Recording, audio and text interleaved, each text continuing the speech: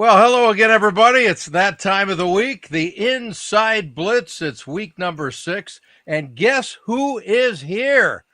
Is that you, Ron? That's me. Some You look coach familiar. who's about to be fired has decided to pull out all the stops and activate me from IR. So they're trying to keep their job. And here I am trying to do my part to help the coach retain his contract before he goes out the door like Bill Belichick. Now, are we talking a guy in Miami, or is this just a generic coach? This could be a generic coach. Tennessee probably saved his job last week. Yeah. Not because of what he did, but because of what Arizona did. Miami, not a great commander, a pretty good strategist, not a great leader of men, it seems. Yes. That's going south. Usual number of suspects as far as if jobs are on the line. Yeah, that's for sure. Well, it's week 6. We have 2 byes this week. Actually, 3. We have Minnesota, we have Houston, and me. I finally get a bye week. I had to go to 2 games last week. Didn't have to, but covered the Chargers and the Rams. So I don't have to go to any games this weekend. They're both on the road, so I get a little bit of a break. Little thought on last week. I know you guys talked, you and Chris talked yesterday. There were a lot of underdogs won last week. Yep, a lot of underdogs. A lot of underdogs came back. A lot of teams came back from double-digit deficits. Yep. So it was kind of a weird week there. Very weird. Some teams get off the snide in terms of, Miami's 1 week euphoria gone. Carolina beats them. Denver did win. They came back from 2 touchdowns back, finally putting Philly back into a place where they probably belong. They weren't really a legit 4-0 team. And the euphoria that was the New York Giants ended in 1 week with Jackson Dart as New Orleans, who's been trying all year long, finally sniffed out a win. And I don't know what happened to Baltimore, but they didn't show up at all. So we have absolutely. Baltimore's almost a co-favorite to win the division with Cincinnati, and they're 1-4, staring at 1-5. How that division has changed, it's incredible. Yeah, it really is. We'll talk about Baltimore in a little bit, and I want to say hello to Bertie. Thanks for your note there, sir. And yes, I do have some special interviews this week. I got 3 All-Pros, and that is Kyle Juszczyk from San Francisco, the fullback. And yes, there still is 1 or 2 fullbacks left in the NFL. Von Miller of the Commanders. I was at the Washington win on Sunday over the Chargers. We'll have Deebo Samuel as well, along with quarterback Marcus Mariota. So lots of good stuff coming up here, but let's go back to Baltimore a little bit. A lot of this, obviously, when you don't have your star quarterback, it changes, but it's not just about him, because their defense absolutely stinks. And now they're incredibly shorthanded as well. They might have a longer injured list than San Francisco, which I didn't think was possible. Yeah, those two, something incredible there. And it is, just like you said, it's more than just the injuries. You take the name off the jersey and you look at this sack ratio, which is unbelievably bad. You look at the rush defense. You look at the 69% pass defense that they're allowing to opposing quarterbacks. And you're looking at a team that absolutely deserves its 1-4 record. Yep. And if you compare it to the stat sheet that they put out last year, first in offense, first in defense, in a lot of different categories, what happened between now and January? Yeah, it's pretty strange.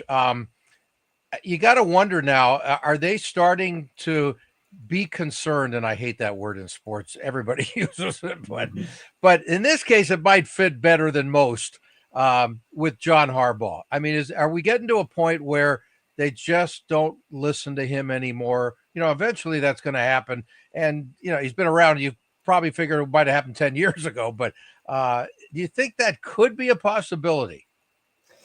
Actually, even though I'm not a big John Harbaugh fan, as I've mentioned for years, and people have finally caught on to what I'm saying, strategically, he's he's cost them 2 games already this year with late second quarter and late game decisions. He just doesn't get it.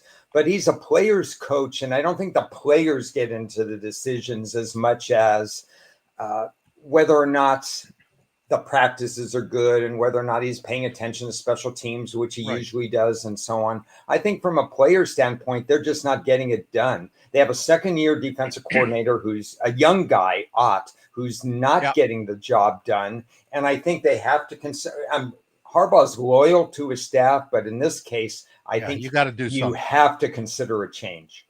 Absolutely. No doubt about it. I mean, it's truly embarrassing what is happening defensively for that team. You know, it's funny, you mentioned 6 teams overcame double digits last week. The Baltimore Ravens needed to be one of them, but they weren't, right? And I don't know, offensively, they're even capable of scoring hardly double digits at this point. Yeah, I had predicted that Houston would turn on the switch week 4, the week before this, and they did win, but they didn't necessarily, I mean, they were great defensively and they found their rhythm defensively, but they didn't necessarily turn on the switch offensively, even with a win week 4. And then Baltimore just said, here's the switch, turn this on, turn this on, turn this on, and get going. They just handed Houston the game, and now Houston feels good. Actually, if you want to talk buys, we didn't bring this up yesterday. I think Houston is sad that they're not playing this week because they're on a roll. Right. So, you know, unfortunately for them, the bye came up at a bad time after just annihilating Baltimore. But Baltimore can't wait for its bye, and that is coming up. By the way, speaking of buys, your thoughts on Cleveland, you know, coming out of the UK and not wanting their bye? I think that's an interesting choice there. I don't agree with it. You know, I'm incredibly glad that you brought that up because I guess we've known each other for more than 3 or 4 years, so we can read each other's minds a little. So this is a point that just dawned on me this morning while I was doing other stuff. Good timing. And the NFL gives teams the option, like you said, to take a bye or not take a bye. At the same time, the NFL could have done them a favor by, okay, you're not taking the bye, don't put them on the road. I don't care if it's a short trip to Pittsburgh or whatever. It's still a road trip. It means you have to pack up, you have to do this, you have to all these logistics and stuff like that. The least you could do when you're off a London game is go home the next week if you're playing. And then Pittsburgh, of all teams to schedule, because you could schedule a different game. The NFL could have scheduled a different game. Instead, they schedule a team, Pittsburgh, who has 14 days off. So it's completely unfair. I know teams often don't want the early bye off London because then they have to play 13, 12 consecutive games. But this is an NFL fault too for scheduling this. Absolutely. Yeah, I think the NFL has a few faults this year. We talked about that off the air before the season started, that there's some quirky scheduling this year when it comes to the international stuff. It's the worst ever for a lot of scheduling for these Christmas games that they said they wouldn't do this year. And then they said, hey, wait a second, we need some ratings. For having some teams that are road short week and another road, 3 in a row on the road. In effect, Cleveland's 3rd in a row on the road because they were on the road, then they were at London, and now they're on the road again. So on the one hand, you're talking about player safety, and we know a lot of quarterbacks and other people would argue that what player safety? There's a lot of people that are, you know, San Francisco has a better team on IR than they do on the field right now. Yeah, so there's a lot of double talk going on. Yeah, well, speaking of IR, San Francisco tends to lead the league in that department. And let's talk a little bit about the Niners since we're going to hear from their fullback, Kyle Juszczyk, in just a minute. But the thought of what they are doing in their division, I mean, it is, I think to me so far, that's the story of the season, that they're even in it, let alone in first place in their division. They're a hard team to just blow out. And they're always going to make their presence known, even in that situation. Sometimes maybe short weeks are better where you just line up. You don't have to strategize. And if the better team has more time to strategize, it gets better for the. Wait a minute. I got to stop you there. Rams. I got to stop you there, Ron, because that's the first thing I mentioned to Kyle Juszczyk. You know what? Let's hear from him before we go on, because that's exactly how I opened our conversation. Okay, so let's hear from Kyle first. My favorite Harvard fullback. How many of them are there? Not too many, man. None. I don't know if there's any. Exactly. When's the last time there was a fullback in this league separate from, I mean, realistically? Yeah. You know, I've always taken pride in, you know, having that position tag on my name, because there's not too many of them around anymore, and I just try to find a way to be relevant and to help my team. And I'm so lucky to be on a squad that gives me that opportunity. 4-1, first place, undefeated in division, and you guys are the most shorthanded team in the league. Would you explain that, please? Man, it just comes down to the grittiness of this team, this belief in whoever's out there that we can go out there and make plays. You know, we've proven we've got a lot of depth, and no matter who we got out there, we just know that if we can take care of the football and just continue to keep our head down and focus on one play at a time, that we can be successful in winning these games. Is there an advantage under the circumstances being a short week, almost not from a physical standpoint, but just play, like don't even think about it? Yeah, I actually do think so, and especially after coming off a tough loss that we feel like we should have last week. It's great to be able to just scrap that, move on, and just get out there on the field and just play. And I think that was the biggest thing. Okay, so how does number 23 next to you touch it 50 times a game and his legs don't fall off? He's a specimen, man. Isn't he? He is, and he puts so much time and effort into taking care of his body, and he has to, because we're depending on him. Yeah.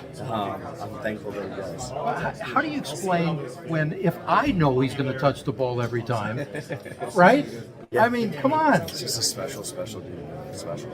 Okay, so were you surprised the way this game ended, the way it came down to, okay, it's a 4-1, and that was an interesting decision to just, they didn't have McCaffrey. Yeah, no, they definitely could have used him. Props to the defensive guys making that stop. I know there were some injuries on their side as well, and guys came in there and made big plays. So what does it say about your team right now? Just that there's no quit in this team, and it doesn't matter who's out there, man. We're going to fight, and I love to see it. By the way, nice home game today. You guys were like 75% Niners fans. It always makes it tough because I don't know from the cheering whether it's the home team or our own team. Well, what does that say? Yeah, I know, but it's so awesome. The faithful travel so well, especially here in LA, and it's awesome to always take over the stadium. Okay, so what do we got looking forward to in the next game? We got Tampa Bay and a little extra time off. You could use it. Definitely could use a little extra time off, get these guys healthy. Hopefully we get some of them back for our next game, and get to enjoy this win here for a couple extra hours. Great to see you, sir. Great to see you. Appreciate the time. Yep. So there he is, Kyle Juszczyk. How great is that guy, Ron? Again, I mentioned to you before, he had one carry for -1 yards, and there had to be at least a dozen reporters rushing over to his locker to speak to him. You wouldn't see that with maybe hardly anybody in the entire league. He takes a lot of pride in being a fullback. There aren't that many in the league. People are going for these spread offenses, RPO, this, that, and whatever. But when you have a guy like him who just epitomizes team, there's no I in team kind of thing. He's always been one of my favorite players. So I love that. You were at the game, obviously, because you had the interview.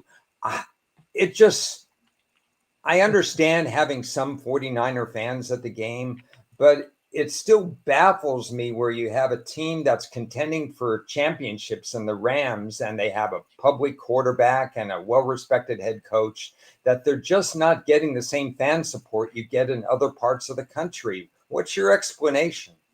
Well, we've actually been talking about this for about 30 years now. As soon as the Rams left in 95, after 95, I think it was, there was a big turnoff factor for how it happened when Georgia Frontieri took over the team from her late husband, however he died. And it's one of those things where I think the fans if you remember when they moved to Anaheim, that pissed off LA fans. Then they were in Anaheim and they started spending less money. They traded Eric Dickerson and less people were showing up at the games then. And then they guaranteed her, and it sounds like not much money now, but at that time it was $30 million. St. Louis guaranteed her if they would move the team back to her hometown.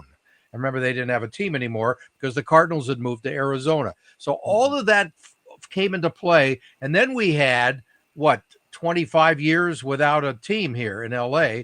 So you had an entire generation that grew up without a team to root for. Now you're starting all over again. It's not like all these great Deacon Jones fans are coming back because most of them are gone. So it's a weird dynamic in that respect. It's just going to take time. It's simply that much. We all know that the Raiders were by far the most popular team in LA over the last 3 decades since they both left, the Rams and the Raiders. But the league didn't want him here, as I was told confidentially. They didn't want him here because of the gang factor and because of the fights and all that kind of stuff. It's like, let him go to Las Vegas. It'll be totally different. And in some ways, I agree with them. It was so bad. I mean, you literally could not take your family to the games. It was just awful. So much violence. It was like fights breaking out everywhere in the stands. So let that happen in Vegas.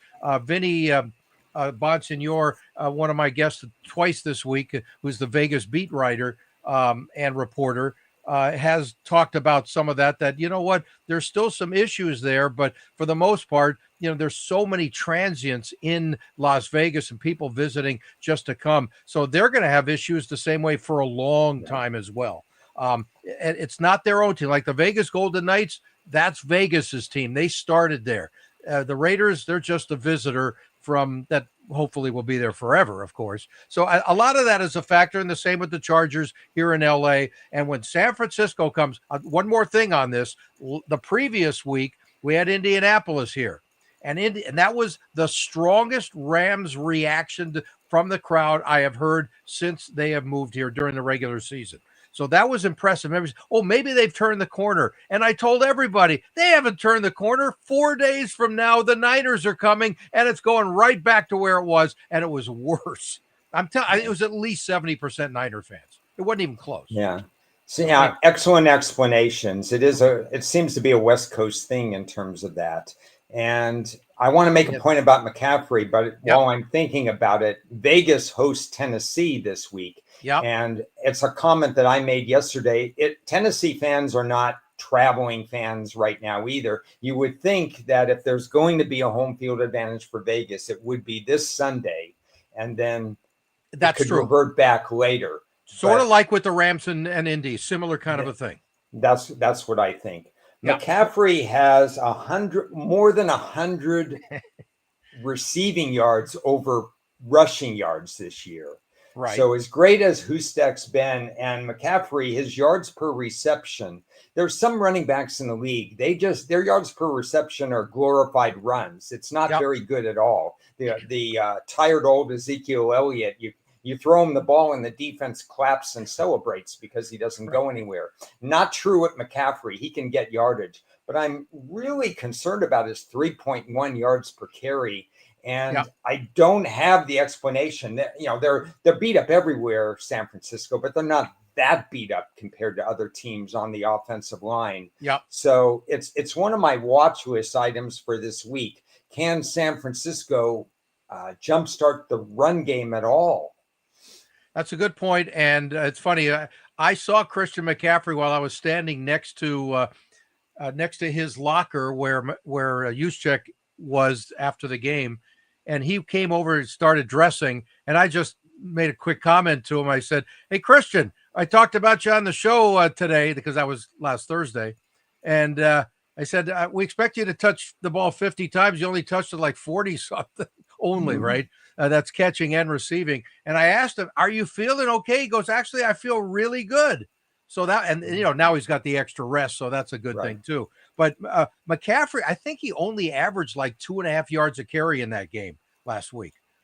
So, there wasn't anything offensively from that, but it's also just the fact, you're going to throw it to him. As a matter of fact, he has 5 straight games with 45 or more yards rushing and receiving. He's the first guy to do that in the Super Bowl era. I think one other guy has tied him. And so it's not a lot of yards, but that's a lot for 5 straight games, knowing he is Mr. All-Purpose and one of the greats of all time. Yeah, so obviously this is the first time we're on the show together. So I'm wondering, in terms of reflections from the first few weeks, if your last name is Jones, are you suddenly a great quarterback? Yep. Yes, you are. Mac Jones and Dan Jones? Yes. Well, Danny Dimes, who I've been calling Danny Pesos for the last 5 years, is now inflation. What can I tell you? Maybe it's Danny, I don't know, dollars or something. Yeah.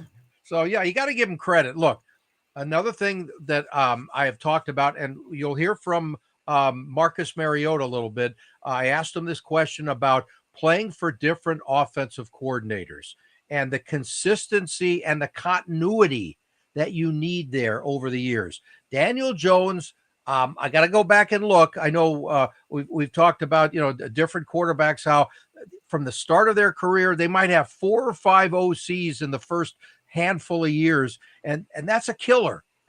There's just no continuity there, and some of them lose their confidence because of it.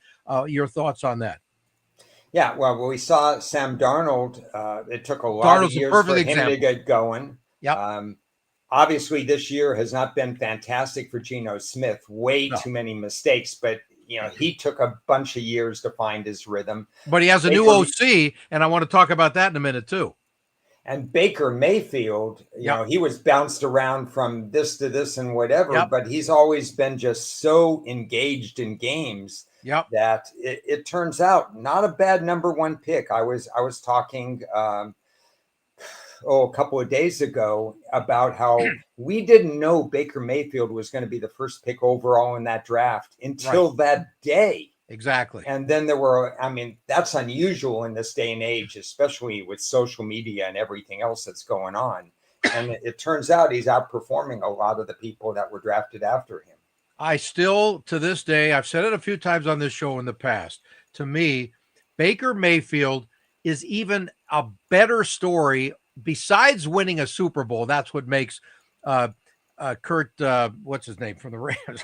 Kurt Warner. Kurt Warner, yeah. Like I should ever forget his name when our trip to Vegas changed forever because But Kurt Warner is the greatest underdog story in the history of the league for what, where he came from and winning a Super Bowl and all that stuff. But I think the greatest overall story in the history of the league, and maybe just not the league, they call it the Pro Football Hall of Fame. It's not the NFL Hall of Fame. So the story in the Pro Football Hall of Fame that should be number 1 to me is Baker Mayfield. 2-time walk-on at 2 major schools. And what he went through in college, a lot of that was self-inflicted, of course, because of immaturity. But separate from that, if you're a 2-time walk-on, you win a Heisman Trophy, and then you're the number 1 pick overall.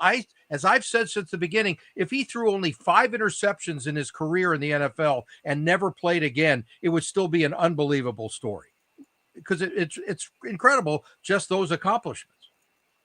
Yeah, well, another Cleveland quarterback leaves the den and does some other stuff, so we'll see.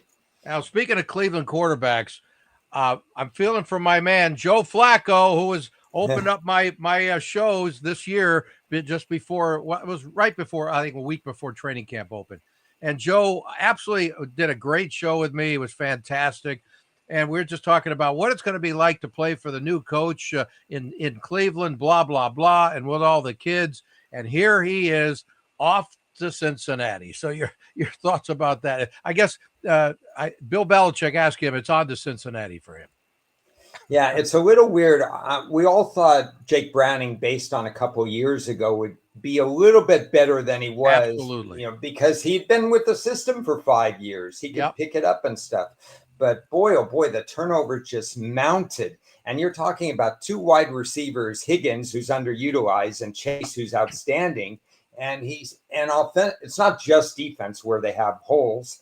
offensively, they just didn't get the job done, and the offensive line is a work in progress. So Flacco is also big in interceptions, so that's not going to necessarily help him, despite the smile on his face there. But what will help him is that, believe it or not, even at his age, he tends to be a little bit less sack prone because he's been under center. He's been in the pocket for 15, 17, 18, whatever number of years. So he can sense pressure a little bit more than most quarterbacks. Yeah. So he's going to throw 50-50 to Higgins, which may not be a bad idea. And he's going to throw 50-50 to Chase. It's probably a little bit of an upgrade, but you still have to worry about other parts of their team. Okay. Well, the other part of the team I got to ask you about is their typical issue of the offensive line, and the protection for Joe Flacco at this stage of his career wasn't exactly overly protected in Cleveland. Put your scout ad on, and which one is worse, Cleveland or Cincy on the O-line? It's a very, very close call. That's not good news for Joe. Yeah. It's close. Well, Cincinnati, they allowed 50 sacks and then 48 sacks the previous 2 years. They're on pace right now for roughly about 52 sacks. So you're looking at 50 a year for Cincinnati. I'm going to try to pull up Cleveland's numbers. I'm going to have to text my buddy. I didn't even think about this. Teddy Karras, who's now the center for the Bengals, and he's going to be the one snapping the ball to Joe Flacco. It's like, okay, look underneath your legs, buddy. You got a 40-year-old back there. You better protect his face. Yeah, so for Flacco, he was sacked 9 times in the first 4 weeks, which means that Cleveland has the better O-line, or it actually means that Flacco gets the ball away quicker. And I think that's what it is, because Cleveland's quarterbacks were sacked 66 times last year. Wow. So, but Cincinnati, didn't they draft a couple of O-linemen this year? Yeah, they drafted a first rounder last year, first rounder this year. They're work in progress. The first rounder last year, he's getting better, Mims, but he had only 7 or 9 college starts. So it's not like one of these super seniors who had 50 starts. Right. No, he would barely be a senior now in terms of number of starts. Okay. So at least they're focusing on that. Now, whether or not, I don't remember what your grade was for their O-line picks, but it's got to be better than what they had. Problem with Cincinnati is that they've had 2 bottom tier drafts in 2024 and 2025, which is, and a bottom 4 draft this past year. And that correlation to next year's success keeps getting higher and higher as the super seniors come in. And even if they don't have super seniors coming in, they know other teams do. So other teams get better while they don't quite get better. They take more baby steps. And the correlation between beating your season win total when you have a bottom 4 draft and not beating it is, in the 90th percentile, that you're not going to beat your season win total. So since he has more problems than the offensive line. Okay. And we got problems because we spent way too much time talking about Cincinnati. But only because of my guy Flacco's there now, and it's going to be his first game. And how about that? I mean, you go from Cleveland, and all of a sudden it's like, what? I'm starting in a few days? That's sort of weird. I mean, if anybody could do it, obviously a 40-year-old can. But at the same time, that's a lot to ask at Green Bay, don't you think? 1-0 against Green Bay this year. I know that. Yes, he is. Worst point differential in the league, though, for Cincinnati. He's going to a worse team, if that's even possible. Yeah. It's, with all that being said, and again, now you're talking about he has only a few days to acclimate, and Green Bay sat at home last week. Another interesting NFL situation there. Yes. But the line is 14 or 15. And to be honest, anybody I know couldn't get to that number with power ratings. So you're paying, Green Bay could blow them out and it wouldn't shock anybody. But you can't get there you're paying a premium to take Green Bay this week, and understandably so, but make a note of it. You are paying a premium to bet Green Bay this week. I get it. How about the number? 60% of the survival pools died this past weekend. How much of that was the ultimate underdog week? Right? Well, Arizona had a lot to contribute to that, Oh and yeah, they would have been my survivor pick, except for that I used them week 1 against New Orleans. right. So my survivor tombstone is right near all the others because I had closed myself out of every team except for Buffalo, and so Okay. I ended up using Buffalo, and I'm one of those who didn't survive last week. It was a tough week that way, but Arizona probably had a 99.9% chance of winning and didn't. Right. Well, anyway, so at least I don't have to go to Levi South. That's what they're calling SoFi Stadium now, uh, instead of Levi Stadium up north. We talked about the Niners. Let's get into tonight's game and just the fact that we don't know who Philadelphia is right now, because every week their offense has been a little bit inconsistent, but their quarterback still is not making mistakes. Just your overall thoughts on where we stand with the Super Bowl champs. Yeah, if you look at their sack ratio alone, it's 7 sacks 4, and what is it? 15 sacks against. And that's not a Philly stat that we're used to. If you look at their run defense, this is a team that consistently has forced teams to throw. We've talked about this in the past, how teams end up rushing the ball 20, 25 times against Philly because they just can't penetrate. But even though Howie Roseman has done a fantastic job recalibrating the roster after a lot of free agency losses, a lot of those losses came from the defensive line, and you wouldn't recognize the run defense right now. And so now the number of attempts against Philly is inching up, and the yards per carry is getting dangerously close to 5.0 yards per carry. So it's not quite the same Philly team. What they need to do is get these guys more playing time. And you better believe that, in my opinion, both teams are going to want to shorten this game. Yeah, that's a good point. The Giants, because basically they saw what happened in start number 2 for Jackson Dart, and the best thing to do with him is to put him out of harm's way. Don't get him into situations where that aggressive Philly secondary is going to take care of business.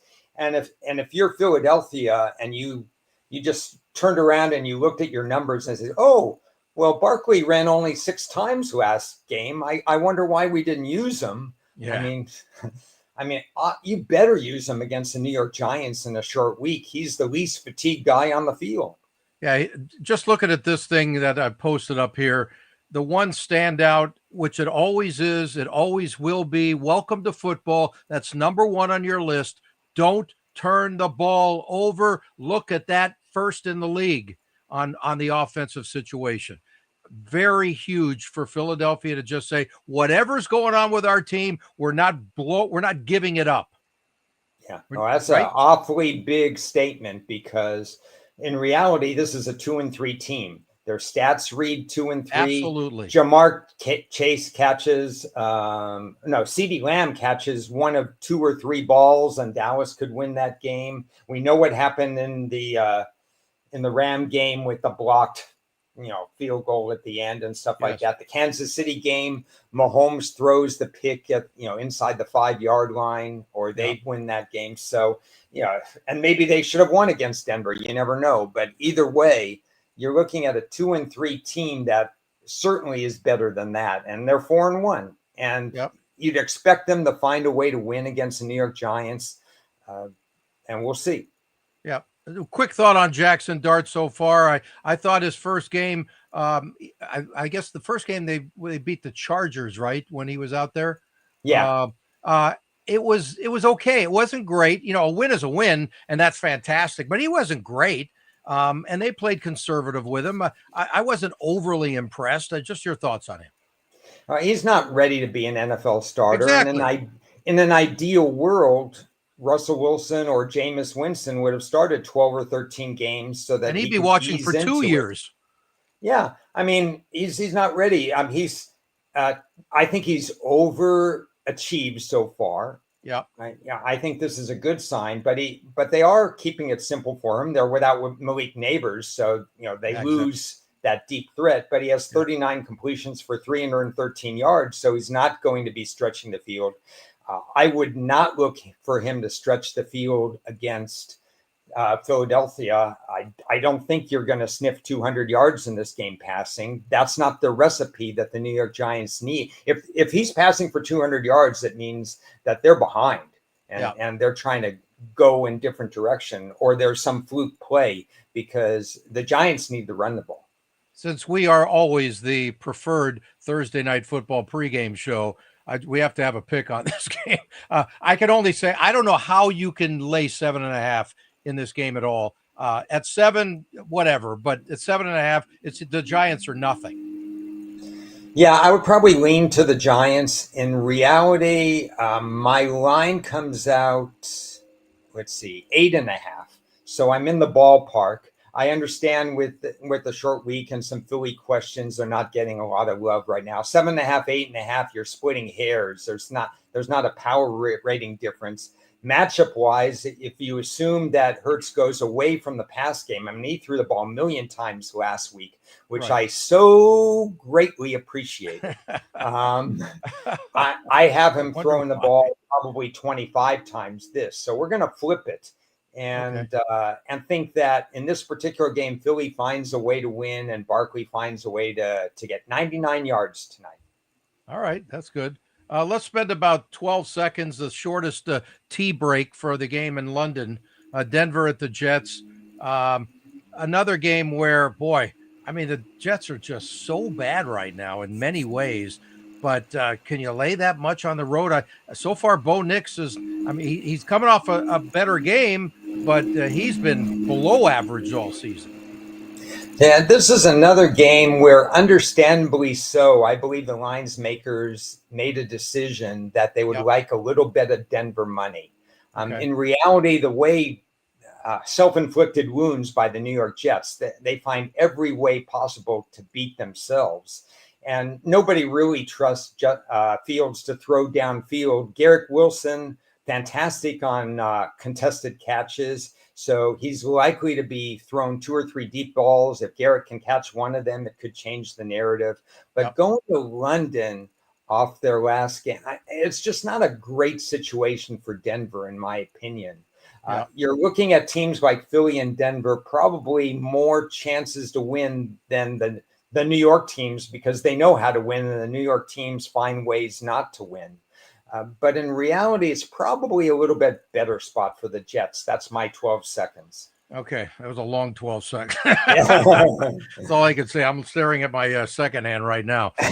Let's talk a little bit about the Washington former Redskins, the Commandos, as I like to call them. They fell behind 10-0 this past Sunday to the Chargers and then dominated from there, 27-0. They were all over Justin Herbert. Their pass rush is good.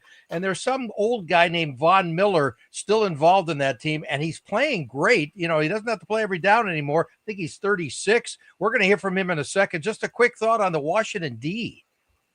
Yeah, the Washington D continues to improve. We talked about this before last year. They wanted to change the culture of everything that was Daniel Snyder. So they drafted players that I think are very culturally team-oriented players. They're also very good players. They may not have been the absolute best player at the position when they drafted, but they were rated players, and they're blending in together. The staff is pretty good defensively. I think they're slightly overperforming my expectations defensively, and that's a really good sign in this league because it's hard to play defense. Yeah, absolutely. Let's hear from, I walked up to Vaughn and said, hey, I haven't seen you since you were with the Rams a few years ago. He loves coming to LA, as you'll hear in a second. But I thought I had a one-on-one with him until about 10 people came over after my second question. But here it is. Here's Von Miller. So here you are back in LA, man, where you had some damn good success, even though it was a short bout of time. How good was this win today? Oh, it was great, man. Great team win. We needed this one too. It was coming off a loss. Yeah. We wanted to change that narrative of not being a team that could play well on the road. Yeah. Had a good week of practice. We came out here early on Thursday night, and it's just one of those things. You feel good. You understand the playbook. And you're able to go out there and play fast. So we still made some mistakes, but we're able to stay true to our standard, and that's what matters the most. It's like 2 games though in one in this case, right? 10-0, and all of a sudden 27 straight. Yeah, man, that just show you the type of guys that we got in this locker room, man. From the top down, type of front office that we have, coaching staff. We got like 4 or 5 former head coaches, OCs, and DCs on this coaching staff. Yeah. And then of course these players, man, accomplished players all over, some young guys that can play too. So it was good to really sink in and get a win. Special homecoming for Jaden. Yeah, it was good. It was good. You know, Jaden had been down for the last 2 weeks, and Yeah. you know, for him to get out there and knock some of those cobwebs off and just play like the guy that we know he can play. And you know, he's aggressive too. Offensive play calls were aggressive. Yeah, it was a good team win today here in LA at SoFi Stadium. It's always good. How much did that fumble recovery change the momentum? I mean, that's where it started for us. You know, they were going in getting ready to at least get a field goal. They were getting ready to push it to at least 13, maybe even 17-0. So good play by, I think that was Quan. And you know the crazy thing, Quan, he had a hell of a week in practice. Hey Quan, what? That was Wednesday. You had 3 interceptions at practice. Thursday, he had three turnovers in practice, and I know, you know, our coach is gonna be proud of that. You know, you practice how you play how you practice, and he came out today, had 2 turnovers. One really changed the tide for us with that fumble recovery, forced fumble recovery, and another one right there on the goal line where they're getting ready to go score. So good team win, man. I know guys gonna be proud of that. Make the plane do backflips on the way home. You had to resign yourself. Yep. Feel like those. I feel good. It always feels good to go out there and do your job. You know, especially limited amount of reps. Not asking for more reps. That's just what I got. But to go out there and make the most of my reps, you know, and that closer, that wild thing, Charlie Sheen come in off the bullpen and do what I can do, man. It definitely feels good. That's a big back in LA for you. Man, LA's been good to me. You know, won a Super Bowl here. Got a lot of friends and family here. I've been coming here just as long as I've been playing football. So 15 years in here in LA, and a lot of familiar faces here at SoFi Stadium. This is the best stadium in the world, and you know, come out here and have success feels good. How good did it feel to get that lead? You guys just started to 2 more questions. Yeah, it's good. I mean, you know, our team is built for that, to get a lead, especially, you know, 7, 10, 13 points. You know, we got the pass rushers, we got the DBs to go out there and cover guys and be aggressive. Coach Witt called a great game. Everybody was able to play well. We cut down on some of the broken tackles and missed tackles. That's what really stung us last week. We were able to limit those, and yeah, great team win. Offense did what they did. Special teams had a great day as well. Guys stepped up in the roles of injured players. McCaffrey had a great day. Yeah, it was just a great team win. I'd explain how you and Wagner can go forever here, 29 years total. And that's unbelievable. Man, I hope so, man. I just really take it one play at a time, man. And, you know, I appreciate the Commanders for still believing in me at 36 years old, going on 37, and, you know, still having faith that I can go out there and do my job. Great job, man. Appreciate you guys. All right, so that's Von Miller, an absolute lock Hall of Famer. Your thoughts on his contribution to what Washington needs out of him, Ron? Well, I mean, he knows his role. He speaks very well. I mean, he's really in tune to what's going on defensively. You could tell he's bought into, again, another culture fit, obvious culture fit. Where he fits in, this team routinely gets around 39, 40 sacks per year. They're on pace for 52 this year. Even with, now they're going to have an elevated schedule and weird travel as we go through. So he's got to take care of his body. In fact, everybody, you know, George Allen used to have the over the hill gang or whatever with all those old guys and stuff like that. These guys will have to take care of their body. This is a prime time season for them. Last year was under the radar season, but so far so good for what Washington's accomplished. Yeah, and Bertie asked a very long question about the authenticity of what guys say. Well, Bertie, I can't get in their hearts, so I can't guarantee anything. You got to know the people. Von Miller's been around a long time, longer than most. He's pretty damn sincere guy. And I don't think he'd be saying most of it. Look, obviously you're not going to be ripping your own team. That's a rare situation unless things are falling totally apart. So there's your answer to that. But it's about the same thing in life. Who deserves credibility? There's a lot of people, unfortunately, in the news right now. They deserve zero credibility. And I would add to that a little bit.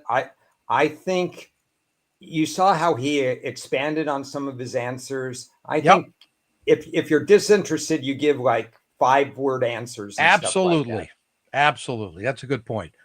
Speaking of short answers, let's hear from Debo Samuel, who had another nice game, and he's just acclimating himself to what's going on with the Commanders' offense. Is that 2 games in 1 today? Sort of the 2 games in 1 today, a slow start, and then all of a sudden 27 straight points. No, I just think it's one game. You know, we came in at halftime. 10-10. We got 3 right before, and then it was off to the races from there. Talk about this team as a whole, just the way they played from the offensive side of the ball, having Jaden back, and what the defense did with 2 turnovers today. Now, when we start with Mikey, Mikey been coming to me all week. I feel like I'm gonna catch a pick this week, and he caught one. 2 turnovers by the defense. We harp on always turnovers, and getting like playing a couple of minutes football. Then after the turnover, we go down and get 3. Then it's 10-10. Come out at the half. We go score, and then defense go out there and stop them. What do you think of Bill's performance? Rookie to step up and gets the chance. Man, it's just something that he's been doing week in and week out. From training camp to now, he's been taking a step every day. His first 100-yard game. Do you remember yours? Like, do you guys do anything for that? Nah. Probably get blood week. Yeah. That helps. Huh? And you were captain today. Yeah, for sure. You've played this building a bunch. Does it feel a little different now flying across the country to play in this building? Nah, he felt the same. The 50-yard pass, we kind of talk about what that meant for you. Oh man, it kind of started with Jay early on. He caught the in route, and then coming back right before the half, Jay didn't launch the ball, and we talk about making plays for our quarterbacks in our room every day, and it's just our job to go out there and make plays. And I think Luke made an outstanding catch. You and Jaden talk at all about him coming home here and just feeling really good about it. Yeah, he's been talking about coming home since the season started. Really? The second he saw it on the schedule, Man, right? for sure. Is that right? Yeah. And you didn't have enough turnout for him, you think? I think he had a great turnout. Great turnout. Exactly. Cliff's talked about you guys are a rhythm offense, and then you can kind of get to that tempo you want. Really had some success with that. How much does that change what you guys can do offensively when you get into that rhythm and you go with tempo? I just feel like once we get in a rhythm, it's the only people that's going to stop us is ourselves. With the penalties, the miscommunications, the misalignments, that's the only thing that's stopping us. But once we're in rhythm, I feel like we're going. The only other thing for me, did you change your shoes at halftime? Oh, no, I changed them in the third quarter. Okay. What was going on? Nothing. Just wanted some fresh ones? Yeah. We can see it from a million miles away, though, right? In those pink shoes. I guess. He was out there. I was playing. I'm telling. Yeah, he was wearing pink shoes like Jaden Daniel was. It was one of those things where they, I can't remember. I guess it was a cancer awareness thing. But boy, those things were bright. Anyway, we just had a little fun with that. And there's Debo. He's not as talkative, or he doesn't get into detail like Von Miller does. But I know a lot of people love hearing from him. Yeah, he's in a good mood, that's for sure. Yeah, absolutely. Let's get one more interview in real quick. That's now backup quarterback, although he started the previous 2 weeks, and Marcus Mariota. He happens to be a very good friend of my godson, in Oregon, Daniel. So he was really happy to just give me a couple minutes.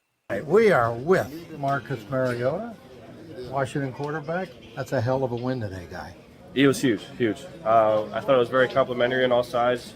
Our defense came up with a couple of huge stops and turnovers, and offense cashed in. It was like 2 different games, though, wasn't it? Like the start is like you guys really came out slow, and all of a sudden, boom. Yes, absolutely, and it's a credit to our guys. Sometimes things aren't going to go your way, and our guys just fought through it and found the rhythm, and it was one of those things you kind of got the ball rolling, and it became kind of a shootout at the end. One of the guys up in the press box noticed that Jaden changed his shoes, and everything changed from there. Do you guys talk about that at all? Those pink shoes that he was wearing? I think he was trying to give a little bit of credit to the crucial catch that we do for the breast cancer. Right, and, of course. And it's just one of those things. He was slipping a little bit, so he wanted to change his cleats up. Oh, so he was sleeping a little. A little bit. Yeah, because it's different, right? Yeah. Okay. 2 years in Washington. How is it different now that you feel like you guys are for real? Yeah, you know what? It really starts up top with DQ. He does Yeah. a great job of setting the tone and creating the culture, and we all just kind of fall in. And when you're able to do that and guys believe in it, you can do a lot of good things. Is he a player's coach, or is he an old school coach, or a little bit of both? I think it's a mixture of both, and he Okay. does a great job of putting forth our best effort and getting guys to play well for him. And we trust him. Okay, what's the dynamic with you and Jaden on the sidelines? Now I see you guys talking a lot when the offense is on the bench. Give us a feel for that. I know you're going over whatever you're doing on For your sure. Well, it's video. a combination of all of us. Yeah. We have a great quarterback room with Josh and Sam and, Yep. and Tavita. And really when it comes down to it, it's just kind of communicating, see what we see. Maybe there's ways we can attack the defense, or hey, there might be an adjustment here and there, and it's just making sure everyone's on the same page. Okay, so you're looking at it's very early at the standings, but now you're a game back because I assume you know that Philadelphia blew a 14-point lead today.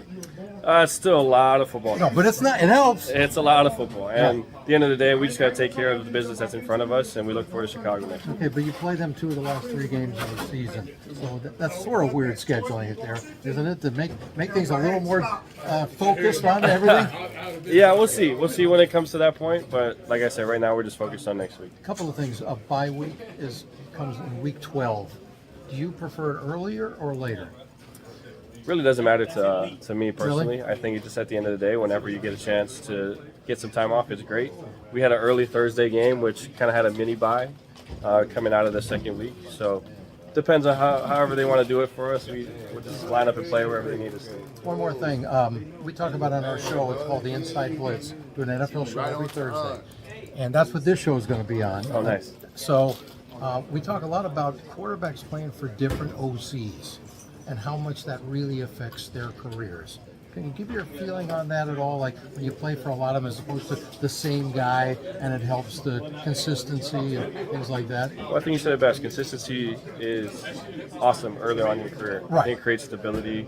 I think there's a lot of just good back and forth conversations. And really for a young player coming into the league, like you're just trying to learn and absorb. So the more that there's stability and consistency, I think the better. But at the end of the day, like for guys like me and Josh, like when you play for a bunch of different coordinators, Yeah. you learn a lot of football. Okay. And it's nice to have that type of knowledge, and I think it brings a lot of value to different teams. Okay. Well, congratulations on your win today, and you at least got a couple of starts before, so you're ready to go whatever the fact, right? No, I appreciate it. You're the man. Good to see you, man. Good to see you. I appreciate it. Okay, there you go. I really like that answer. That was my favorite part of the interview, how he talked about playing for different offensive coordinators, Ron. Yeah. Obviously, even if they don't say it, there's some coordinators that there's not that rhythm, there's not that chemistry. And when you find one that you're comfortable with, it makes all the difference in the world. Yeah, absolutely. All right, let's just go over a couple other games before we get out of here. We talked about Denver and the Jets, and Cleveland and Pittsburgh. You must have some idea on what's going on with Aaron Rodgers right now, because he's playing pretty mistake-free for the most part. Oh, I don't think I would ever know what's going on with Area Rodgers. I don't mean literally. He doesn't even know. But he's comfortable. When you win, things are yeah. nice. When you lose, and if he loses interest and stuff like that, that's a different story. And Pittsburgh still has to load up on wins before it gets tough, just like last year after week 8, 9, 10 or whatever. Yep. So this is a spot they're supposed to win, and they cannot let down. I know the standings say otherwise, but it's a must win for Pittsburgh. I like what I see from Dylan Gabriel so far. I wish he was about 3 or 4 inches taller, but outside of that, he looks really smooth and confident out there. Yeah, he's had a lot of college experience following in the Jackson Dart, era, and Bo Nix and Michael Penix. They all spent a lot of time getting reps, which is good. I worry about Gabriel in cold weather. Okay, just because he just isn't built big. Yeah, and it's going to be a problem. Cleveland drafts differently than I would draft, but I think Dylan Gabriel belongs in the NFL. I don't know if he's the long-term answer at quarterback. Right. Yeah, I think Cleveland does things differently than everybody in the league. It's not just you. And here's the Baltimore game once again, and your thoughts of them just being a big dog at home. I mean, it's just really weird. Yeah, no thoughts right now. I would assume they're going to rest Jackson because then you get the bye week also. You just got to regroup and say we're starting over if we're 1-5 after this game. So no real thoughts. Dallas on the road again, another road favorite that unless it's Carolina or 1 or 2 other teams, they're never going to be a road favorite. Yeah, I mentioned this last week.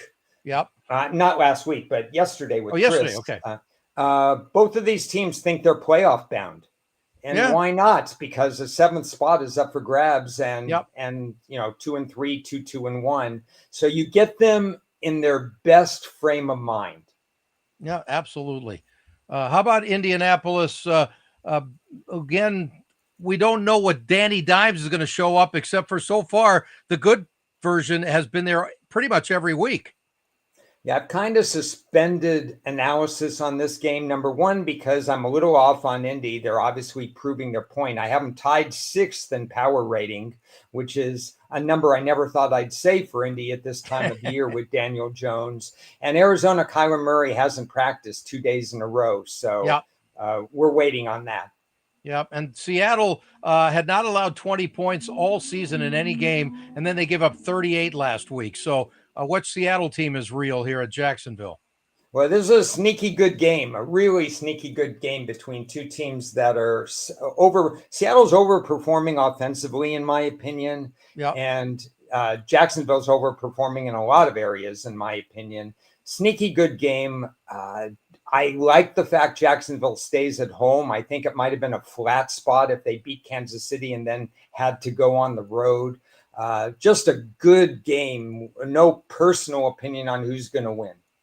Suggestion for Trevor Lawrence: try to score a touchdown, not on your knees next time. I think that would help a lot. And the Chargers at Miami, again, another situation where the Chargers are beat up on the O-line. Now they're beat up on the running back status. I see O'Marion Hampton looks like he might be out this week, and they already lost Najee Harris. That's exactly the game that Coach Harbaugh wants to have, as a run game. So now what? Yeah, he's missing 2 offensive linemen, maybe 3 or 4, and Hampton's on IR. He's gone he is on IR. 4 weeks. Okay. So it takes away a strength that they would have against Miami for sure. Miami's an interesting team. Everything points to Miami in this game, but I don't like the body language leadership of McDaniel. Oh yeah. I think this is a good spot for Miami, but you got to take it for what it is. Do you have to feel that even though they're underdogs, if Miami loses ugly this week, that's it for McDaniel? The writing's on the wall at some point. I don't know how fast they'll pull the trigger. The first trigger I would pull is the GM, personally. Guy's been there for well over a decade, and he has like one viable player from the last 3 drafts. I think one from the last 4 even. I think they're masking the fact that certain teams, certain GMs do not belong in their capacity. Okay. How about San Francisco at Tampa Bay here? We don't know how San Francisco getting anybody back this week that they were supposed to. Well, whether they get people back or not, they have more time to practice with the people who are going to play. So that's a perk. The big question for Tampa is, does Irving play their running back? Yeah. I'm not exactly sure what his status is right now. Basically, Tampa Bay games are so much fun to watch, but you don't have to tune in till the last 2 minutes. Yeah, exactly. Just watch the last minute. That's all. And Baker, 10 pass TDs and 1 pick this year. So really impressive. We've already talked about Green Bay and Cincinnati, and then there's Detroit and Kansas City. A really interesting game, and I can only take the dog in this game. It's like, Kansas City, you got to prove to me you can beat a good team. Well, a few weeks ago, Kansas City was the dog. Were they playing Baltimore that week? I think it was. Yeah, I think so. And I said, I think Chris said the same thing. I don't see it. I mean, Kansas City has to be the favorite in the game. Is anybody looking at the stat sheet, what's going on with Baltimore early? And that was, and it cried Kansas City. This game is the opposite. It kind of cries Detroit. I think Detroit's so too. my number 1 power rated team. Wow. And I have this game at Pick'em. So nice. I think there's some value at Detroit. Okay, there you go. And then not my favorite stuff. I hate Monday doubleheaders. I don't understand that at all.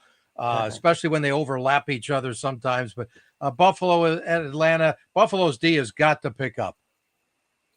Yeah, Buffalo's weakness is against the run.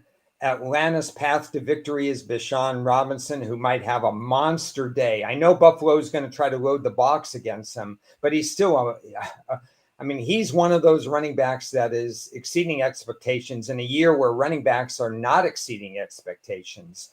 So there's a path for Atlanta. Atlanta's right on my number. I think it'll be a great game.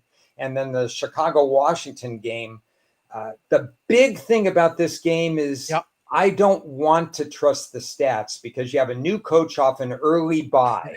Yes. And that's really important. Absolutely. And I think Chicago is better than their 4-game stat.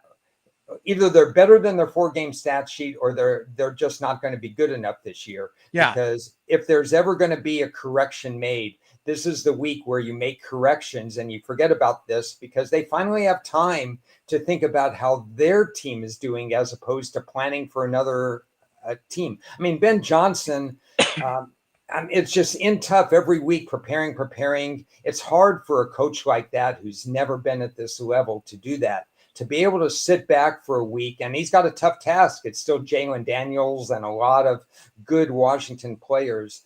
But I want to give some deference to the fact that Chicago may look a little bit different and may look a little bit better this week. And you know what? You're basically echoing my sentiments on that because I'm thinking this is a very important game for Chicago to really show, okay, have you grown into something or are you just who knows who's going to show up every week? Yeah, I think the future is probably relatively bright for Chicago, but that future may be 2026. There's some injuries on the back end. They're not performing that well stat-wise. They have Swift at running back. At best, he should be part of a 2-team tandem, but there's nobody else to share the load with him. He's being overworked. He's not performing well. So they're basically asking Caleb Williams to be one-dimensional. And in my opinion, Caleb Williams is not going to be a good quarterback unless his team has run-pass balance. He's with the right coach. Absolutely. Everything can work. He's got a really good receiving core, but at some point they're going to have to add a running back and create run-pass balance. And he has to absolutely continue to improve on making the best decisions. Next week, we're wrapping this up now. I want to talk a little bit more about the Pete Carroll, Chip Kelly dynamic in Las Vegas. This is not who I'm thinking of here. These two guys look incredibly familiar. That's Mark Sanchez. We'll talk about him another time. That's a whole different story. Ron, welcome back. I'm glad you're doing better. It was just like old times. It felt really good being right in sync as just where we left off. Depending on my performance this week, if I have a setback, I go back on IR. So don't let any, have the offensive line protect me, and then I'll be back next week. That big green question mark is in there for a reason, baby. What can I tell you? Thanks again. It's great to have you back, and keep improving, baby. That's all that matters. Ron's back. Chris will be back eventually. I'm Ted. I'm out of here. Enjoy week number 6, everybody.